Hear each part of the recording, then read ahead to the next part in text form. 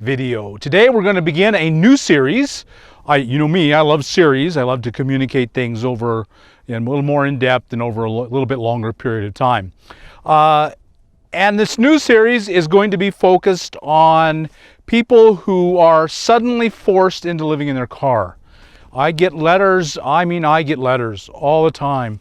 Bob, I've lost my apartment, I've lost my job, my health, whatever the circumstances are in a person's life, and there are many, for all of a sudden they just can't afford to pay to live anywhere anymore. Perhaps a family member has suddenly kicked them out, or whatever the situation is, and there are many situations, I've heard them all.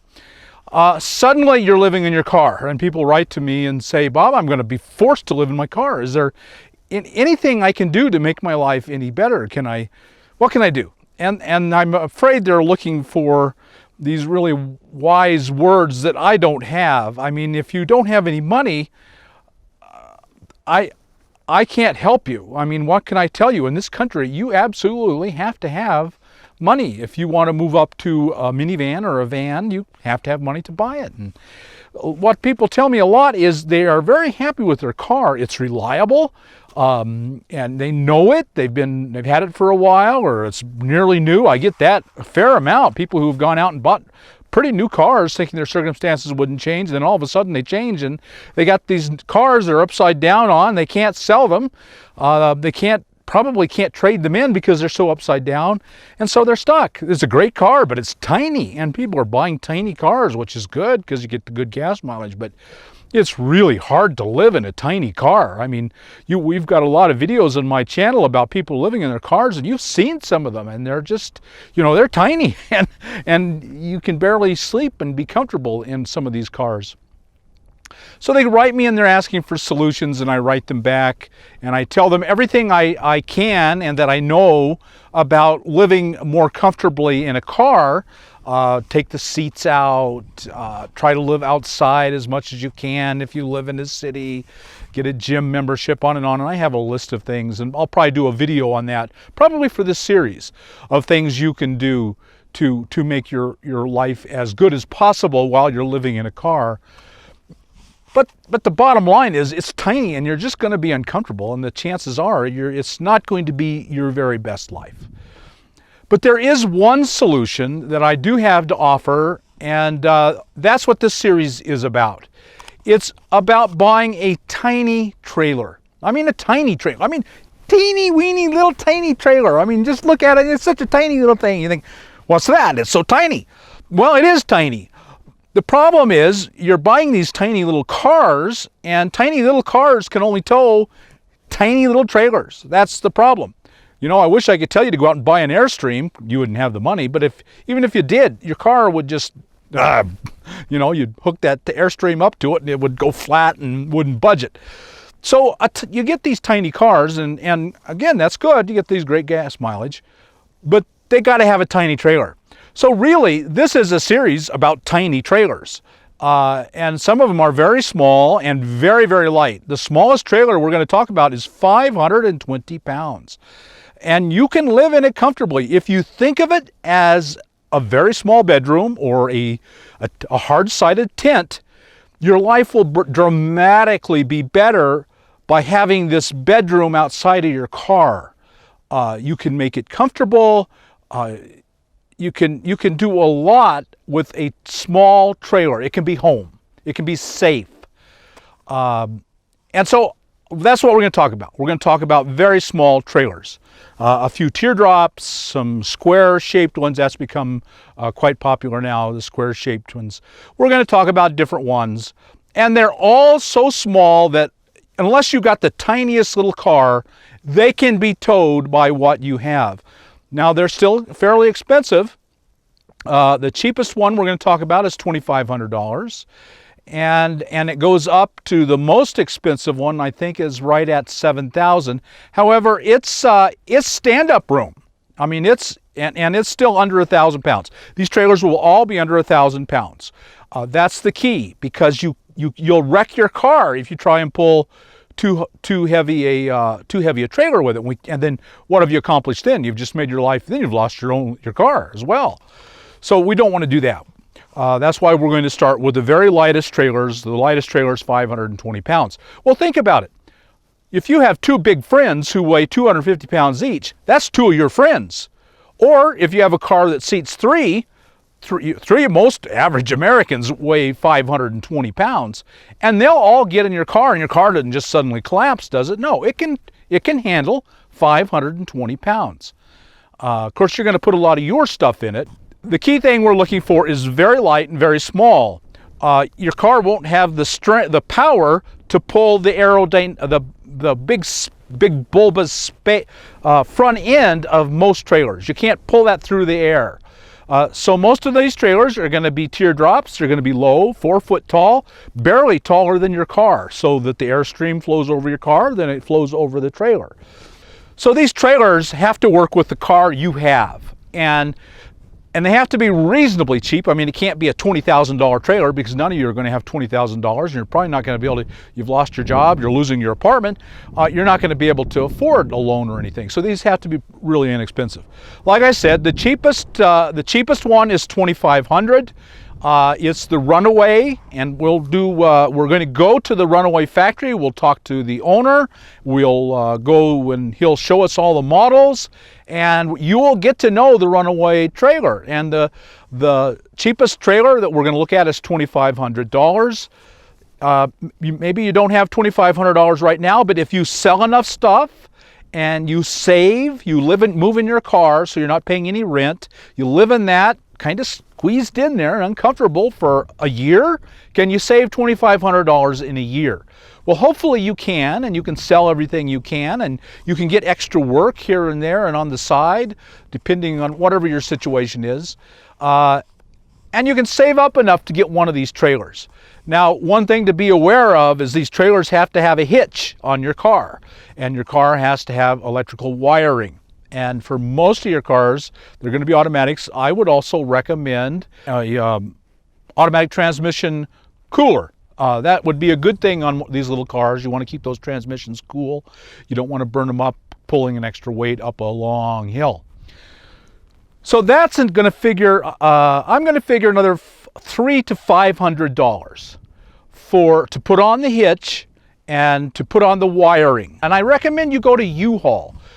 U-Haul puts on more hitches than anyone else in the country. I wouldn't be surprised if they put on more hitches than everyone else in the country added together. They put on a lot of hitches. And so they buy a lot of hitches, and they have a huge buying power. Expect it to be $300 to $500 for a hitch and the wiring, and you're going to have to save up for that too. Maybe do that first, and then put on one of the hitch hauls that we've talked about. I have a video of my hitch haul which swings away. Well, that's heavier and it may be more than you need, but it would be ideal if you could get this swing away hitch, and then you can carry an awful lot more stuff, and it won't break the airstream. You can put stuff on the roof, but that breaks the airstream, and on most small cars, if you break that airflow over the top, you really kill your miles per gallon. It could easily go down by a third. Whatever you're getting now, down by a third. So you want to avoid putting things on your roof. You would kind of like to put a flexible solar panel on your roof. If you could reserve the roof for a flexible solar panel, that would make your life drastically better. That's also another huge plus to pulling a trailer, is you can put some solar panels on it. You can carry the battery in there. It won't have to be in the car. In this series, I've gone to the factory. When I went to my mom's to help with her care, it happened to be, Florida happens to be heaven central for trailer builders, and I found 3 trailer builders within an hour's drive of my mom's house in Florida, and went to them and toured their factory, and you're going to see those. And then I found another one in North Carolina, rustic trailer manufacturer, and so I went there when I was up there getting my high top put on, which was a disaster in its own way, but it was a great tour of this factory, and they have some great trailers. They're a little bigger and a little heavier, but they're still within our range. We're talking about less than 1,000 pounds, and starting at no more than 4,000, because these are a little bigger trailers, a little nicer trailers. They're a little more expensive. So there's an option for you, and it's hope for your future. If you're stuck in your car, I can almost guarantee any car can pull the runaway slice. 520 pounds, no taller than your car, you can tow that. So it gives you hope. There's a light at the end of the tunnel. There is more comfort than being squeezed into your little car. And that's why what I'm offering you is a way forward to a better life. If you can get your sleeping gear in the car when you have bad weather, you can move around more, even the tiny little slice, which is the lightest one of them all. And a bunch of them are 4x8 or 5x8 and are in the 600 pound range, 600 to 700 pound range. Most cars, all but the most tiny car, can pull those. And some of them are 5 foot wide, and all of them, except for the slice, which is not even 8 foot long, all of them are 8 foot long, some are even longer, some are 10 foot long. We Roll, who is making all aluminum, essentially cargo trailers that are very light and fairly tall, very roomy. The all aluminum ones are a little more expensive because that's a more expensive construction, but a lot of room there. And if you could save up the money to get into one of those, or even in one of their cargo trailers, We Roll is one of the ones I'm going to recommend the most to you, because essentially they take a cargo trailer, add insulation, add windows, add a vent, and make nice little homes out of them. And so they are going to be the most comfortable choice. We're going to look at some really good choices for you. It's a way forward. If you don't see any other hope, if you can put together the money to buy one of these trailers, and they are available used. Actually, I've seen a fair number of runaway trailers used. People that buy them and find out they're too small and then sell them and they get something bigger. And that you could do that too if you could get a used one, and then your situation changes, you can get into something bigger. You can get into a van, and then you can get into a bigger trailer, and then you could just step your way up. But then if you buy it used, sell it used, you probably won't lose hardly any money at all. So I'm just offering you a way forward and options and choices that I consider this channel to be in the hope offering business.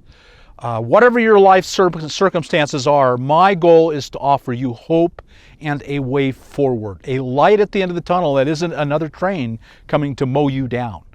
And I know too many of us have run into those too often.